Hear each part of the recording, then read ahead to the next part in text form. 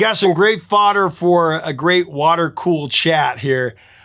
Today's band was coming off a year that included their breakthrough to the masses with one of the most iconic songs of the rock era. It hit number one. It didn't sound like anything or anyone on the radio. Then they had another strange song that was a major hit from their second album that decimated the sophomore jinx. They need not worry at all. And when they released their third album in 2 years, the famous frontman, he wanted one thing and the label wanted another. Of course, who got their way? The label pressured the band to release another hit single. Well, it just so happened this band had been sitting on a no doubt about it number one hit for years. But they thought the song was a sellout. They felt the lyrics were shallow. But with the pressure on, they finally put it out. And just like the band thought, it became a massive number one hit. Coming up next, one of the last living members of the band tells the story, as well as the fact that the band tried to recruit Paul McCartney to be their lead singer when the Beatles broke up. Great stories coming up next on Professor of Rock. Hey, music junkies, Professor of Rock, always here to celebrate the greatest artists and the greatest songs of all time. You know, if you remember getting shocked when trying to take the heart out of the red-nosed man on the game operation, you're going to dig this channel of deep musical nostalgia. I always tried to kind of push the pins between the little space there. Anyway, make sure to subscribe below right now. Click the bell, click the big red button so you always know when our latest interviews and our videos come out. Also check out our merch and our Patreon below. So it's time for another edition of our show, Revelations, where featured artists share rare stories behind the greatest songs and the greatest albums, insight that you will not find anywhere else. Today, we have definitely a bona fide guitar legend on the show. He was just a teenager when he joined the Doors, and he wrote their first big hit, Light My Fire. Come on, baby, light my fire. Come on, baby. Today he's going to tell the story of the band being pressured by their label to release a hit single, and they've been sitting on this hit single for years. Jim Morrison felt the song was shallow, and he knew it'd be a hit, but he just didn't want to sell out. Robby tells the story next, and the little-known theory that they actually were trying to get Paul McCartney to be their lead singer when Jim passed away. Find out next. Here's the interview. Well, and you had a massive hit, number one hit, Hello, I Love You. Right. Hello, I love you. Won't you tell me your name? Hello. That's a song that you guys kind of dismissed the tune. It didn't really fit. It was this pop kind of thing, and that wasn't what you guys were about at all. But it was one of Jim's first songs Yeah. that he wrote, you know. But It was on that demo, right? Yeah, exactly. I love you. Won't you tell me your name? Hello, I love you. It ended up not being on the first album or even the second album. So I don't know why. Most bands would like jump on that knowing, because you hear that song, you know it's a hit song. I mean, anybody that hears that, oh yeah, it's going to be a huge hit. And it was. I mean, it's not, the lyrics are not deep like some of the other stuff, you Right. know, but they're cool, you know. It is, and the music to it, the melody. Yeah. Walking down the street. That was before we recorded it for this album. If you listen to the demo version, it's pretty bad musically.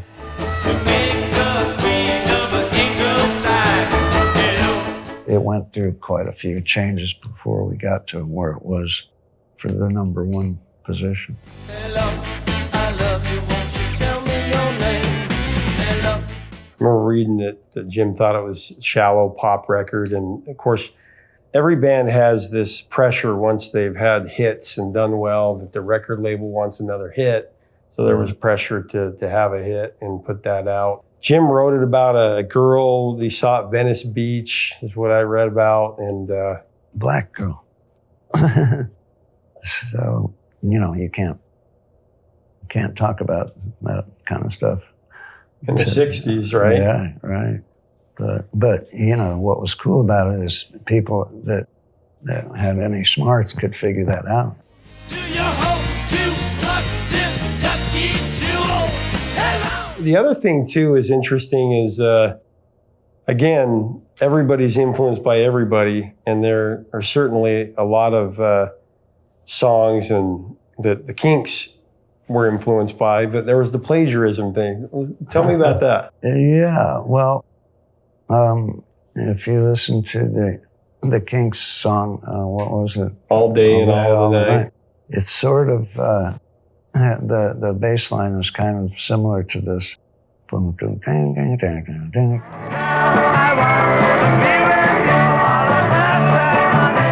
funny thing is that what we really plagiarized on that song was the drum beat from Cream. The sunshine of your love. So I remember telling John, I said, "Hey, John, you know, Sunshine of Your Love, how you go down, down, and boom, bam, bam, ba-da-da-da-da." I'll be with you when the stars start falling. Yeah. And it worked perfectly, you know, so that people don't realize that we actually stole that from Cream. I love that.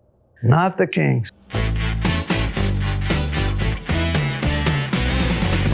And people ask in interviews about the King, you know, Ray Davies and those guys. They never had a problem with it, you know. Oh, they always got to stoke the fire to create stories and drama and that kind of stuff that's not sometimes not really there. But I know that Jim wished that they had turned it over and played Love Street instead, the B-side, which actually a lot of radio stations did, even though you had this #1 hit, because that was back in the day when you would play the B-side. Lingers long on Love Street. I mean, Love Street could have been a hit too, you know? Yeah, oh yeah. In fact, there's a lot of songs on our albums that could have been hits. Like on the first album, there was so many. Crystal ship is being filled. Crystal Ship could have been Crystal Ship, big, yeah. you know, a bunch of Well, them. they still get play all the time on classic rock radio, all the time. Well, I read somewhere that Alice Cooper was around during the recording of this. He might have been. He was buddies with my wife at the time. She used to hang out at their place sometimes. And they were big Doors nuts, you know. Oh, yeah. Yeah, this is before they were even, you know, had a record out. They were playing around town and stuff. Oh, can we meet Jim? We want him, you know. So finally she brought Alice over one day and to our office, you know, which is where we rehearsed. And, you know, figuring, okay, he can meet those guys. And Jim comes, I remember this, so funny. So I knew Alice already. You know, I knew he was a pretty cool guy. And we're walking up the stairs, Jim's walking down the stairs. And, hey, Jim, I want you to meet, and he just kept going. Didn't say a word. And poor Alice was really. But later on, they met, and they hung out quite a bit.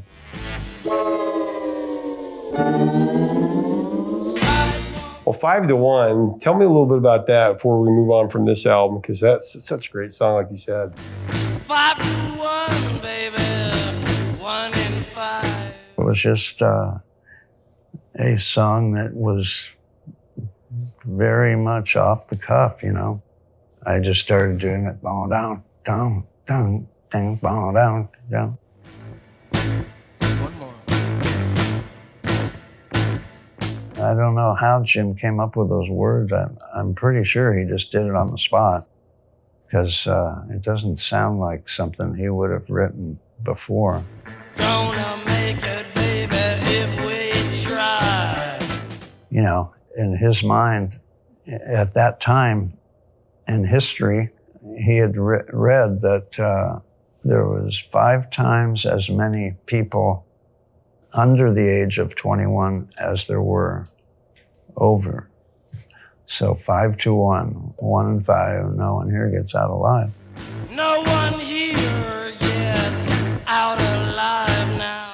You know, in his mind, we could take over. You know, we got 5 times as many people. Powerful message that, people need to remember that for sure. Unfortunately, people didn't get it. Gonna make it, baby, in our prime. Well, he still got to put Celebration of the Lizard in here just as the poem. But, The snake was pale gold, glazed and shrunken. That's interesting because it kind of shows that artistic, art and commerce, the battle between art and commerce that's going on between the artist and the label and producer and the cooks in the kitchen, right? All the cooks in the kitchen and how it comes out. But I got to ask you this because there's so many rumors out there. There was a rumor that Paul McCartney to replace or to play bass and replace Jim, and then Iggy Pop. I got to ask you about those because you just never know if that's something that somebody started and it makes its way down the line, or. Well, that would have been great. I mean, that would be perfect, Paul McCartney. You know? Is there any truth to that at all? Or is that just... No, I mean, we did talk about it. No, not to Paul, but. Well, that was around the time the Beatles had broken up, and Right. That actually would have been a really cool today, move. That would have worked, I'll bet. Because back then it wasn't like today where you get all the managers and they call this guy and you can get a whole, phone 5 seconds. It just didn't work like that. Yeah. Which maybe was a good thing. That would have been a cool move for McCartney, honestly, because, I mean, I like his stuff he did with Wings, but it is a little bit of a vanilla version of what he did with the Beatles. He would have had a little edge to him with joining the Doors. Right. That would have been good. Was there any truth to Iggy Pop? Iggy was buddies with Danny Sugarman, who was our publicist for quite a while. But we never got around to talking to him for some reason. You've heard the story about why Iggy got into music, right? One of our shows in Michigan, and it was probably the worst show we ever did. So Jim got totally drunk, and John and I left the stage, and Ray soldiered on, tried to play, and finally it was over. Booing us off the stage, and Iggy was in the audience, and he thought it was great, and that's what made him want to be a musician.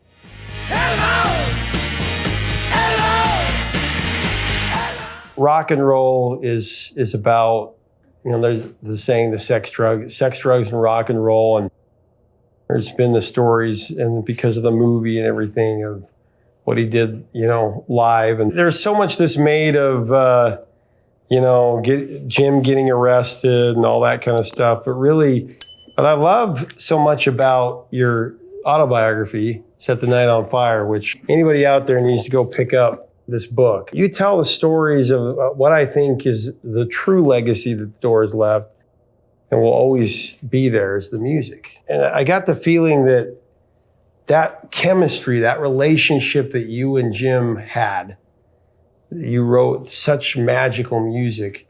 You've written with so many singers and so many people, and you've never been able to find that great chemistry. I thought we were the perfect writer couple because it just seemed to flow. It's hard to find a working relationship like that. No, I think Jim Morrison probably feel the same way. I mean, you get two people together and you plug them in, and you just can't find that same. And it's what you also have with Ray and with John. I mean, you guys, that's why you were the Doors. You guys had this magic. This you can't even put words to it. It's there's never been a band quite like the Doors.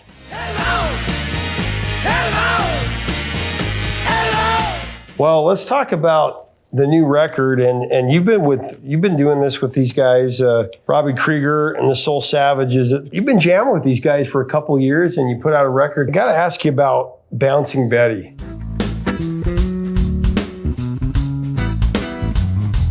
Because that's so fun. Just that has to be fun to play. Just a laid back, just joy. There's so much joy. To me, that song it could be like a TV show song. TV theme. Sure. Yeah.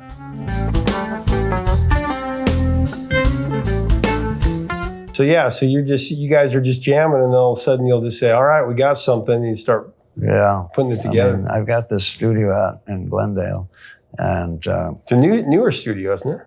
well, it's like 7 or 8 years old now. Yeah. So anyway, the four of us, whenever we could, we would get together and just jam. And then, hey, that sounds like a song, you know, let's work on that.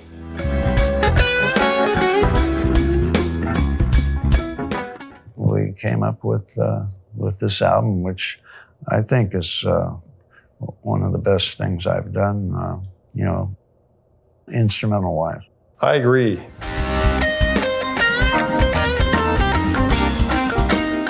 And Killzone, I got to ask you about that. Oh, yeah. Very cool song.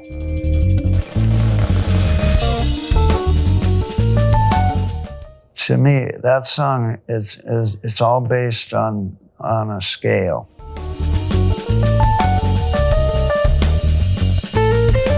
So Ed came up with this line that repeats quite a few times, and it's just a very cool line. And then I would answer his line with something crazy, you know, every time it would be different.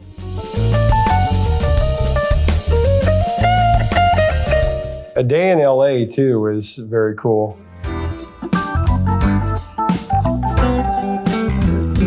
How are you guys coming up with the title? So you're jamming, you have the song, and then you're like, oh, this feels like this. That's what's interesting about instrumentals. Marco's really good at coming up with stuff. He would come up with like 50 different titles for one song, and we would choose which one.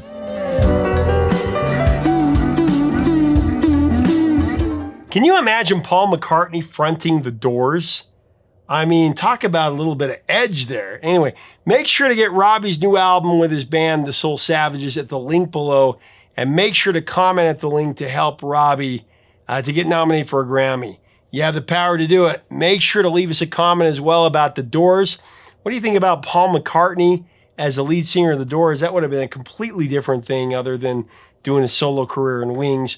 Let's have a great discussion about Hello, I Love You and all their other great songs. If you like our content, we invite you to subscribe. Love to have you as part of our community. Until next time, 3 chords and the truth, my friends.